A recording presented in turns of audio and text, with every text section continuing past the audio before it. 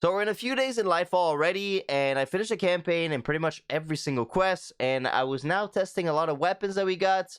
Most of them are just reskins and reissues, and it's not something we like to see in a DLC, but it's all good.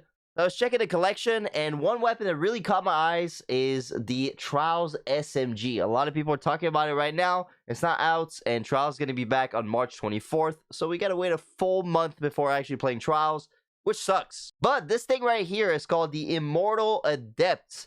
Right now, we are in an SMG meta. Ikilos SMG, Funnel Web, Taraba, all those weapons are #1 in Trials for a few weeks now, and they're basically dominating the PvP meta. SMGs are essentially good at close range, medium range, and even long range nowadays, and I don't feel confident challenging them with a hand cannon, a sidearm, or even a pulse rifle. They're really easy to use because you don't always need to aim for the head. They have no recoil, so like you can map someone and like the gun doesn't move or shake. They have a lot of range, and overall, like, they're just the best. And unfortunately, Bungie didn't nerf them before Lightfall, so we're going to be stuck with the SMG meta for a long time because they don't really do sandbox changing during a DLC. So going back to the SMG, it's called the Immortal Adept, and it can roll with some pretty juicy perks. And it's a reskin of Multimac, and we all know Multimac was the #1 SMG back in the days. It was an Iron Banner SMG, and it was just so good.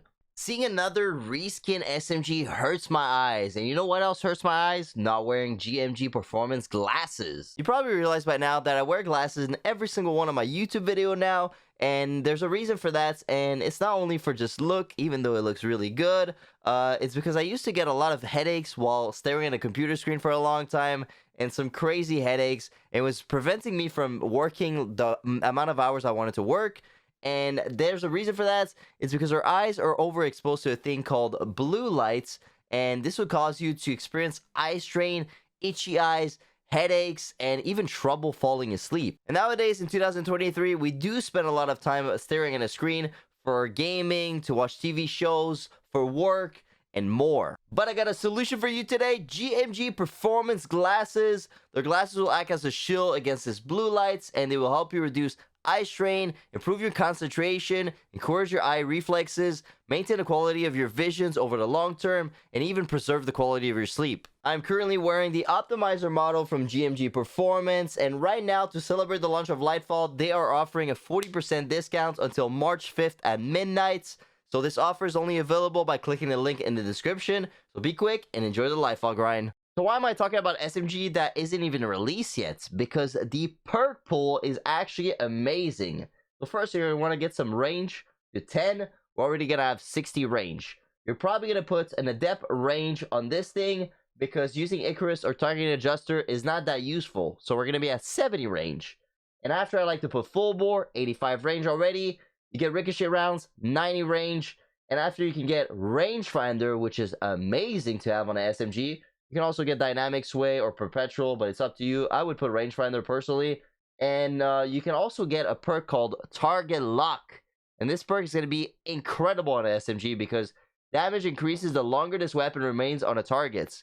With an SMG, as soon as you're aiming at a target, you're not missing any shots. Like, you're going to be on targets and you're going to actually get increased damage. You don't need to reload. You don't need to do anything special. You just need to shoot, which is insane. And you can see the range is at 90, but with Rangefinder, it actually gives you like extra range, so you're basically at 100 range. It's pretty crazy, and the stability is kind of low. The recoil is 96, but like I said, it's a Multimac reskin, and Multimac, like especially on MNK, wasn't moving. Like, this thing was super stable, and I don't think you're gonna need that much stability. And it also comes with good origin traits that you can use. You can use Alacrity if you like to be the last member of your fire team and just like getting extra boosts of like reload, stability, aim assist, and range. It's pretty good for trials. You can use One Quiet Moments, which grants you increased reload speed when out of combat. Pretty decent. And there's this last one called Field Tested. It's new, but I don't know if it works in PvP. But defeating targets, there's an S there, so that's why I'm like confused. Or dealing damage with this weapon gradually increases range, stability, handling, and reload speed. So that one might be really juicy if it works in PvP by just dealing damage.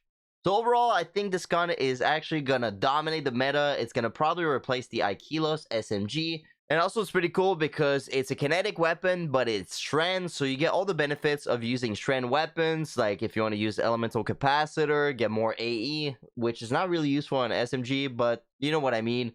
But the issue with this weapon right here is the fact that you cannot craft it, so you're gonna have to play a lot of trials and hopefully get the 5 out of 5 god roll that I just named, compared to Aikilos where you can just craft it right away.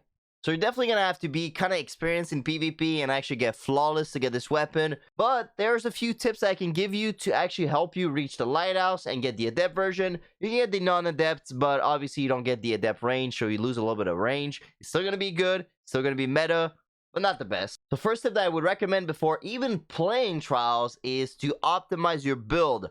Use the best loadout possible. If you don't know what it is, go on trials reports and check the top weapons and try to use the weapons that are the top 5 and all that stuff. And obviously it's going to depend on your input device, but try to use meta as much as possible. There's no mercy in trials. Just use what can give you the win.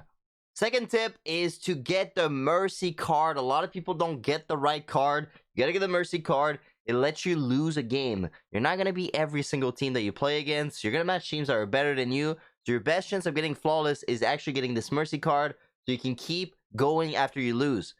The extra win, and also please, for the love of God, optimize your stats distribution as much as possible. When I play Trials Freelance, I see so many of my teammates with the worst stats possible, like 52 recovery and like 3 like intellects and 5 mobility. It's like, dude, try to get 100. Obviously, not everyone's going to have 100. Some people are just starting.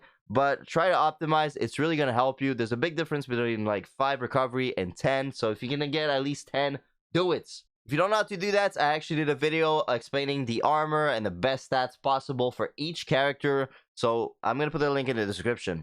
Third, definitely try to optimize your mods also. If you use a hand cannon, or actually they changed it, but if you use a kinetic, try to get like improve targeting adjuster and improve reload speed and all that stuff. So try to put the stuff that are actually going to help you. Third thing, I think freelance is going to be gone, but try to get a team as much as possible. You can use LFG, there's Discord, there's like so many websites, there's the Destiny app, and you can find players to play with.